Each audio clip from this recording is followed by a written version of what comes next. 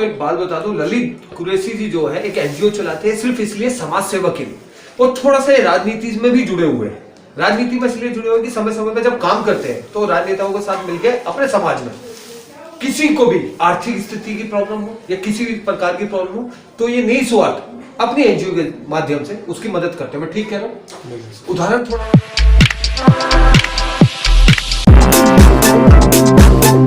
For information on the news around you, keep watching Face Talk YouTube channel. Subscribe to the latest news and press the bell icon. नमस्कार दर्शकों, face वार्ता क्या में हमारे विचार आपके, जैसे कि आपसे वादा करते हैं कि हर बार एक नए प्रतिनिधि से आपकी मुलाकात कराते हैं, नए प्रधान से आपकी मुलाकात कराते हैं, लेकिन इस बार हमारी थोड़ी सी रूपरेखा चेंज है, क्योंकि हमारा मकसद है आपको एक ऐसे व्यक्ति से मिलवाना जो विशेष व्यक्ति होते हैं, और विशेष व्यक्ति वो होते हैं जो विशेष कार्य करते हैं, वो चाहे जनता के लिए हो या देश के लिए हो। आज खास मुलाकात में खास शख्सियत हमारे साथ है, उनका परिचय उन्हीं की जुबानी उनसे पूछते हैं, उनका नाम और वो कौन सी एनजीओ चलाते हैं और कैसे समाज के लिए समाज सेवा करते रहते हैं। सर, सबसे पहले तो आप अपना नाम बताइए। नमस्कार, मेरा नाम ललित कुरैशी है और मैं आनंदवास जन कल्याण सेवा परिषद का चेयरमैन हूँ। आनंदवास जन कल्याण सेवा परिषद का चेयरमैन हूँ। ये एनजीओ है? एनजीओ है सर। ये कितने वर्ष पुरानी है? इसको हो गया सर, ये 1990 में स्टार्ट हुई थी ये जी, और अभी तक ये कंटिन्यू चल रही है और शकूरपुर और शकूरपुर के आसपास के क्षेत्र में ये कार्य कर रही है सर। अच्छा सर, एक बात बताइए, आप एक जॉब भी करते हैं? जी जी। जॉब करते करते आपको एनजीओ का ख्याल क्यों मन में आया? सर ऐसा है कि जो इस जो एनजीओ के जो संस्थापक थे, हमारे बड़े भाई थे, उन्होंने जब ये स्टार्ट किया था तो जब हमारी सैटरडे संडे छुट्टी होती है तो सैटरडे संडे छुट्टी में हम लोग क्या करते हैं, उनके साथ जहाँ भी हमारे सोशल ऑर्गेनाइजेशन जाती थी, काम करती थी, हम लोग उनके साथ जाते थे। तो धीरे धीरे हम लोग उसी में हमें अच्छा लगने लगा कि भाई ये अच्छा काम है लोगों की सेवा करना। तो धीरे धीरे हम उनके साथ काम करते रहते, आज तक हम कंटिन्यू काम कर रहे हैं। देखिए दर्शकों, आपको एक बात बता दूं, ललित कुरैशी जी जो है एक एनजीओ चलाते हैं सिर्फ इसलिए समाज सेवा के लिए, और थोड़ा सा राजनीति में भी जुड़े हुए हैं। राजनीति में इसलिए जुड़े हुए कि समय समय पर जब काम करते हैं तो राजनेताओं के साथ मिलकर अपने समाज में किसी को भी आर्थिक स्थिति की प्रॉब्लम हो या किसी भी प्रकार की प्रॉब्लम हो तो ये नहीं स्वार्थ अपनी एनजीओ के माध्यम से उसकी मदद करते हैं। मैं ठीक कह रहा हूँ? उदाहरण थोड़ा देंगे सर, कैसे आप मतलब एनजीओ द्वारा लोगों की मदद करते हैं? हम लोग ऐसा है कि हम लोग जब भी किसी को मदद की जरूरत होती है तो आसपास के एरिया में सभी को पता है, यहाँ पर आनंदवास जन कल्याण सेवा परिषद एक संस्था है जो काम कर रही है और निस्वार्थ काम करती है सर। दूसरा क्या है कि किसी जैसे कि विधवा का पेंशन वगैरह का काम नहीं हो रहा तो उनके फॉर्म वगैरह सबमिट करते हैं हम लोग। अच्छा। या आसपास किसी को यहाँ पर जितने भी जो नेत्रहीन लड़कियां हैं उनके लिए उनकी जो संस्था है जिसके अंदर 30-40 लड़कियां हैं। अच्छा। तो हम जी, तो हमारी जो ऑर्गेनाइजेशन ये है आपका, एक तो ये क्या नाम है आपका बॉर्डर पे यहाँ पर, और एक आपका पश्चिम बिहार में है। अच्छा। उसका मेरे को नाम थोड़ा निकाल, तो वो सब आपकी निगरानी में होता है? निगरानी में नहीं, हम लोग उनके जो वहाँ पर जितने मैनेजर वगैरह है उन लोगों से हमने संपर्क किया हुआ है कि कभी भी जरूरत होती है तो हमें फोन कर देते हैं कि अभी हमें राशनिंग की जरूरत है या अभी हमारे को कंबल नहीं है, ठंड है, ये और चीजें। तो जब भी किसी चीज की जरूरत होती है हम लोग उसमें ऑर्गेनाइज करके उनकी हेल्प करते हैं। अच्छा, ये सब जो आप कर रहे हैं क्या वोट बैंक के लिए कर रहे हैं? नहीं, राजनीति बनाने के लिए कर रहे हैं या सिर्फ समाज के कल्याण के लिए कर रहे हैं? नहीं सर, ये समाज कल्याण की बात है और समाज कल्याण के लिए काम कर रहे हैं। और जब भी कोई फंक्शन होता है या किसी तरह का त्योहार होता है तो हम लोग अपने त्योहार उन्हीं लोगों के साथ मनाते हैं। अभी हम वृद्धा आश्रम है पश्चिम बिहारी आपका चंद्र विहार के अंदर, तो वहाँ पर भी हम दिवाली पे वहाँ पर जाके हमने सबको कंबल वगैरह दिए हैं। और अभी हमारे एक साथी का बर्थडे था तो सभी लोग बर्थडे में, हमारी एक सोसाइटी का एक रूल है कि कोई भी बर्थडे वगैरह अपना नॉर्मली मना लो, लेकिन वो जो खर्चा ज्यादा खर्चा करते हैं ना वो सारा खर्चा उठा के हम लोग कुछ ना कुछ राशनिंग वगैरह किसी न किसी वृद्धाश्रम में या नेत्रहीन जो रहते हैं उनकी हेल्प करते हैं। अच्छा, अभी आप लोग मुझे बताया जो संस्थापक थे वो शायद इस दुनिया में नहीं है सर। ये जो एनजीओ है जी जी, क्या ऐसे ही अपनी छवि और व्यवहार के जरिए लोगों के दिल में जगह बनाती रहेगी आने वाले समय में? बिल्कुल सर, क्योंकि ये पिछले 30 साल से कंटिन्यू चल रही है। तो उन्होंने जो काम किए उसमें सर ये हमारी जो सोसाइटी है इसके अंदर 3 हमारे काम बहुत ही महत्वपूर्ण है। एक तो है एजुकेशन से रिलेटेड। हम लोग क्या करते हैं, जो भी स्लम एरियाज होते हैं उसमें जाते हैं, उसमें जाके हम लोग अपनी तरफ से जो आंगनवाड़ी स्कूल्स हैं या बहुत ही कमजोर वर्ग के बच्चे हैं उनके लिए किताबें वगैरह, उनकी स्टेशनरी वगैरह का इंतजाम करते हैं। वो सारे हमारे जितने भी मेंबर्स हैं सब अपनी नेक कमाई से करते हैं, हमारा कहीं से फंडिंग नहीं होता है। हम लोग खुद ही अपनी तरफ तो सरकार से मान्यता प्राप्त है एनजीओ? जी जी बिल्कुल, तो सरकार रजिस्टर्ड है। सरकार से थोड़ा बहुत फंड नहीं सर, बिल्कुल भी नहीं, क्योंकि हमारी जो संस्था आपने कभी कोशिश की?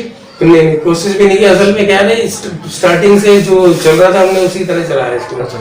तो अभी जहाँ अच्छा, कभी सरकार ने दिलचस्पी ली? नहीं, अभी असल में क्या है कि हमारी जो ऑर्गेनाइजेशन है ना, ये कि लिमिटेड हम शकूरपुर लेवल पे चला रहे थे। अच्छा।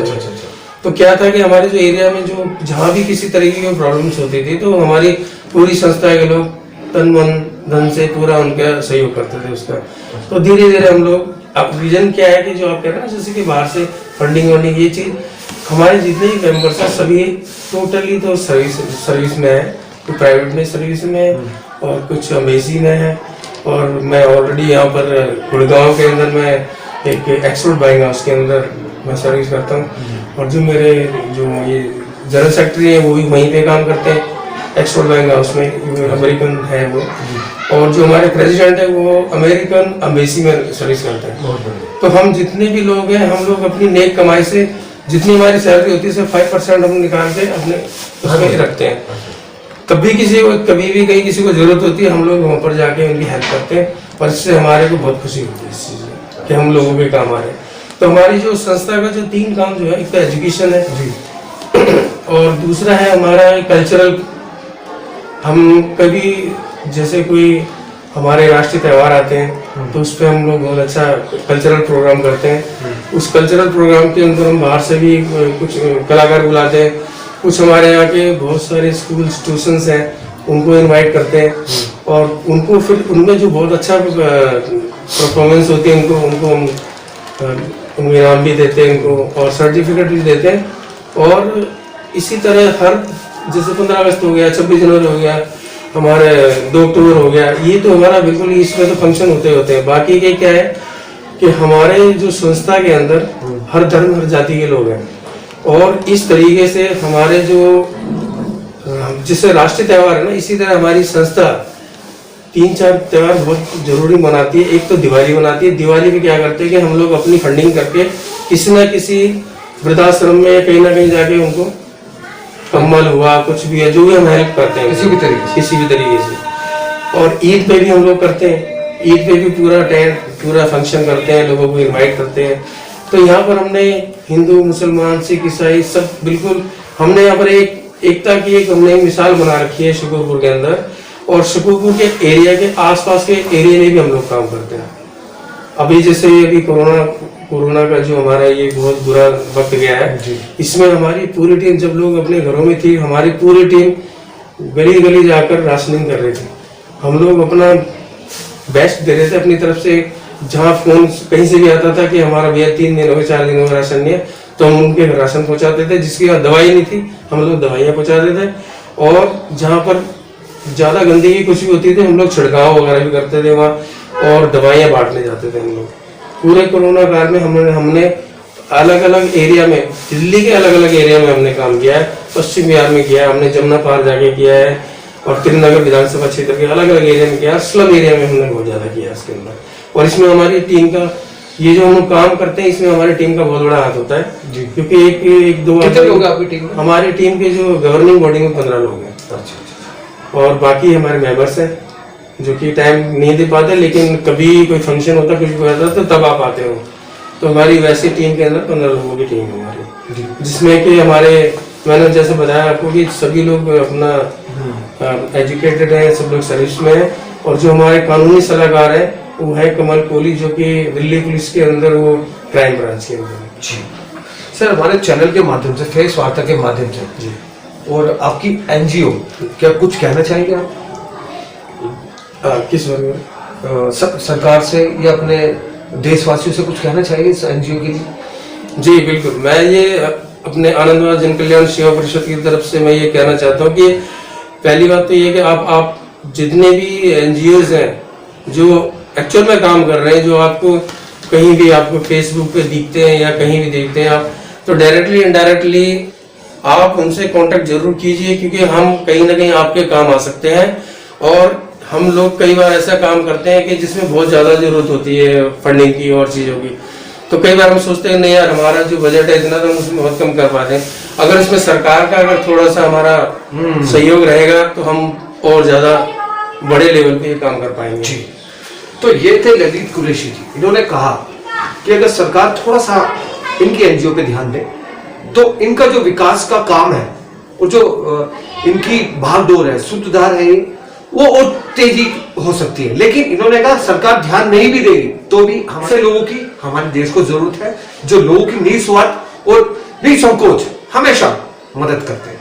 फैसला आप करेंगे कि आपको अपने देश में कैसे कैसे लोग चाहिए।